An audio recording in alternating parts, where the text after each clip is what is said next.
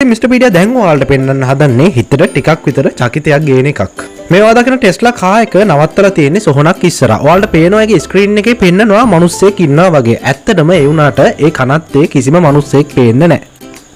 guys ඉතින් අන්න ඒකයි මම ඔයාලට කලින්ම කිව්වේ මෙන්න මේ වීඩියෝ එක පොඩ්ඩක් විතර හිතට චකිතයක් ගේනවා කියලා. ගැස්සුණු වගේ හිත ටිකක් ෆික්ස් කරන්නත් එක්ක mr.pedia දැන් මම ඔයාලට පෙන්වන්න හදන්නේ දුම් බොන කුරුල්ලෙක්. guys ඉතින් මේ සතාව ඉංග්‍රීසි වලින් හඳුන්වන්නේ ස්මෝකින් බර්ඩ් කියලා. ඒකට හේතුව මොකක්ද කියලා ඔයාලගේ ඇස් වලින්ම බලා ගන්නකො. wow මරු නේද ඒක. guys ඉතින් මම මේ ප්‍රසන්ට් කරන වීඩියෝ වලට සුපිරි කියලා හිතනවා නම් guys ඔයාලගේ මේ වටිනා කාලෙන් එක තප්පරයක් අරගෙන ඔය යට තියෙන subscribe button එක ඔබලා mr.pedia මාව subscribe කරලා ඉමුකෝ එහෙනම්. subscribe කරත් නැතත් අම්මපා මේ ලංකාවේ ජීවත් වෙන අපේ ජීවිත සාර්ථක වෙන්න ඕන. යාළුවනේ ඉතින්